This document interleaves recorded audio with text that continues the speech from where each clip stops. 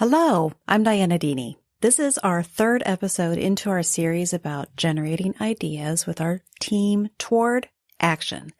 The previous two episodes were all about idea generation. We're now at the point where we have a boatload of ideas and it's messy and we can't really define next steps. So now we're going to take our ideas and start organizing and prioritizing them so we can move toward action. We'll have a few episodes on different ideas depending on our situations. Today we'll be talking about some methods that we can group and explore the ideas that we've gotten from our brainstorming session. Let's talk more after the brief introduction. Hello and welcome to Quality During Design, the place to use quality thinking to create products others love for less. Each week, we talk about ways to use quality during design engineering and product development. My name is Diana Dini. I'm a senior level quality professional and engineer with over 20 years of experience in manufacturing and design. Listen in and then join us.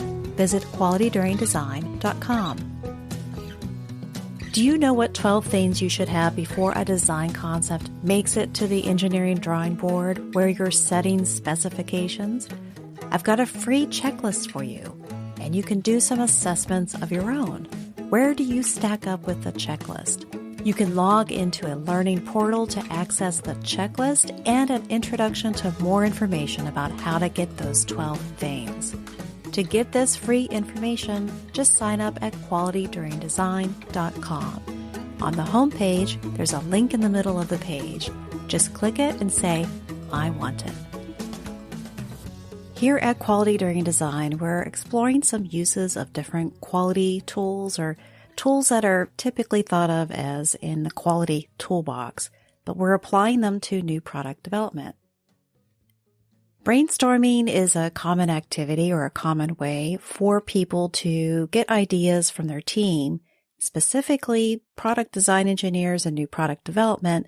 We're talking with our greater cross-functional team because there's so many different viewpoints, experiences, backgrounds, and we each have our own particular ways of looking at a new product and how it can be used and who would use it and how and why. So there's going to be a baseline of different ideas that we want to capture from our team. Most importantly, we want to capture those ideas so that we can use them to make decisions about designs. And at the end of a brainstorming session, no matter what you do or how you run one, you're left with a multitude of ideas. We're going to explore using quality tools to get from that big group of ideas from an initial brainstorm into something actionable that we can do with our product design. And we're going to use these quality tools. A lot of quality tools are considered visual tools and team-based tools. There's things happening with sticky notes. There's drawings, there's flowcharts, and there's just charts on data in general.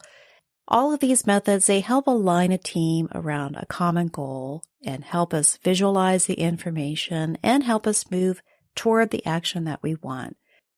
We're starting this episode in this particular scenario that we've just finished our brainstorming session, and we have a lot of ideas. We either have them on real Post-it sticky notes, we have them on a virtual whiteboard on sticky notes. They could have been generated in an online Word document with people typing it in. Now we've got a lot of ideas from our team. Now what? Now we want to turn these quantity ideas into quality ideas. When we have lots of ideas, if those ideas have different themes, we could use an Affinity Diagram team sorting method. Generally, team members individually judge or arrange ideas.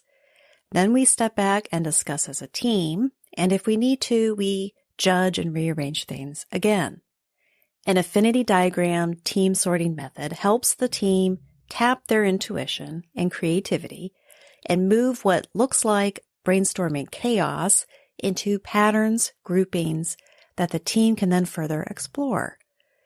This sorting method helps us to organize a large number of ideas. and it gives the team a chance to get rid of ideas that are duplicate or overlap each other. How do we do this affinity diagram team sorting method? First, we got to get all the ideas visible and available for everyone on our team to see. We can put them on a meeting room wall or a rarely used door. We can display them all on an online whiteboard. The point is that everyone has access to it and everyone can view it. Now the team members are going to do a silent activity. We're going to look for ideas that are related, and we're going to move our post-its or rearrange our ideas into groups.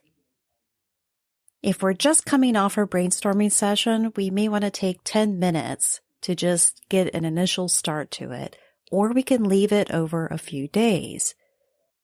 People are going to be moving notes and ideas around. Moving a note after someone else already moved it, it's okay. Ideas that don't seem to fit in a group, well, that's okay too. Just put them off to the side, but don't delete them. After we've given our team a chance to sort these ideas into groups individually, now we get together and we discuss it. Are there any surprises? And then as a team, we can select the headings. Is there a note within the group that describes the group? And if not, create a new heading. It sounds simple, and it is, but there's a couple of things to watch out for. Where we might get stuck with this method, we don't want to just take our notes and start putting them in places. We want to add all the notes together in a random order first, and then we can take notes and put them into subgroupings that make sense. We also don't want to just take the ideas that we've created and then start discussing them individually with each of our team members. It's important that this is a silent activity because we're individually judging the ideas as to what groups they belong with, and then we discuss as a team. During this process of grouping, we don't want to look for validation or look for agreement. The other do-nots with this method is we don't want to order notes or determine categories ahead of time. Here's what we want to recognize after each brainstorming session. When we're evaluating ideas from a brainstorm, and we're individually judging the ideas, in this case of the affinity diagram, we need to recognize that this is a difficult task, and we need to control ourselves to not look for quick decisions for the best ideas, and instead handle the ideas systematically so that we can get the maximum benefit from our creative phase where everybody was coming up with ideas. It doesn't have to take a long time, or it may, in order for us to filter through our ideas to get to an action. But either way, we're going to be intentional with our next steps. A mindset to take on during these kind of activities is to also remember that this is a creative endeavor. And when we're judging and discussing ideas, we're not looking to just discard ideas to get to one idea.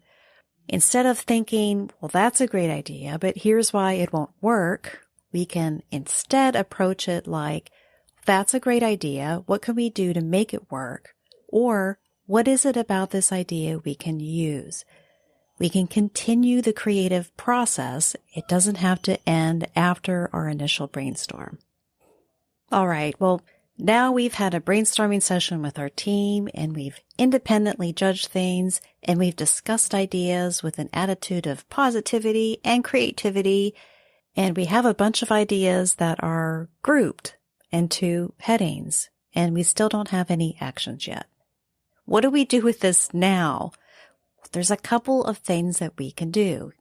If we have 6 or 7 headings and a few ideas, but not a lot that we can act on, then we can further explore ideas using a fishbone, which is yet another quality tool. A fishbone is also a graphical representation of ideas. It helps us think about deeper causes or levels of what we've initially thought. We can use the headings of the affinity diagram as the categories of a fishbone diagram.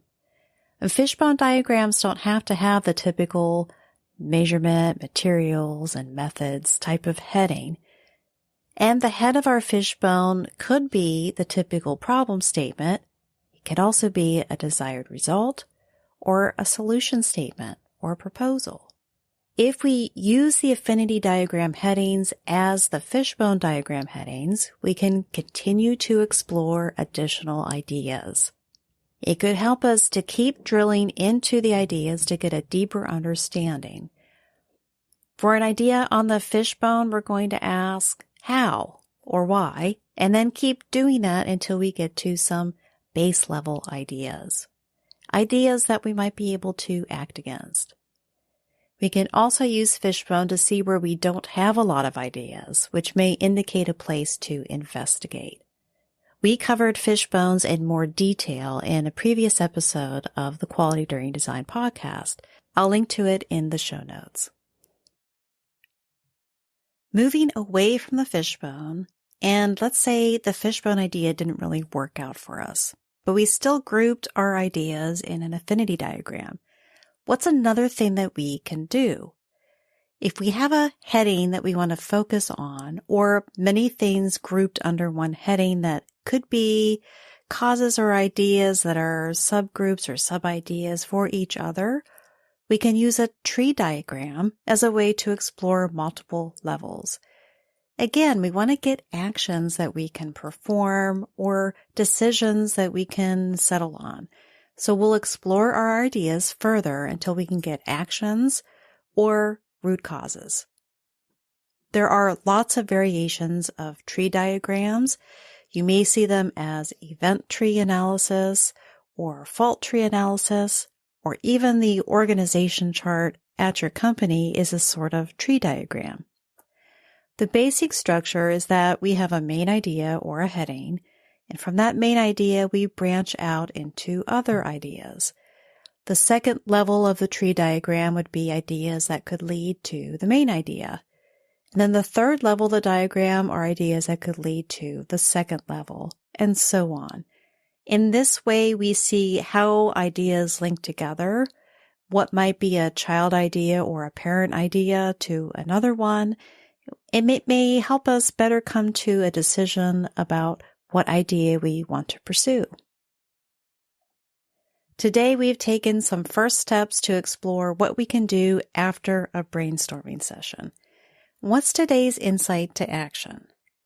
We can use affinity diagram, team sorting method to wrangle those ideas from a brainstorming session with lots of activities and ideas in order to move toward our team acting and deciding on something.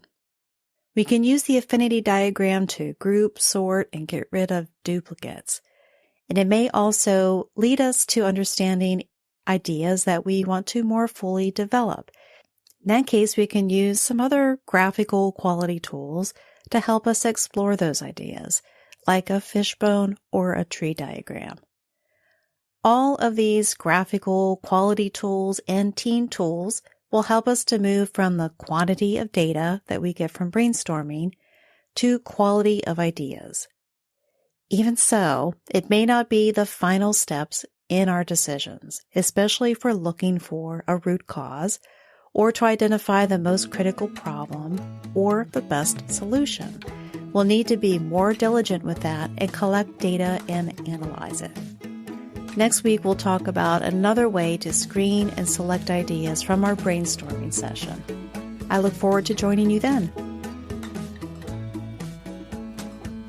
If you like this topic or the content in this episode, there's much more on our website, including information about how to join our signature coaching program, The Quality During Design Journey. Consistency is important, so subscribe to the weekly newsletter. This has been a production of Dini Enterprises. Thanks for listening.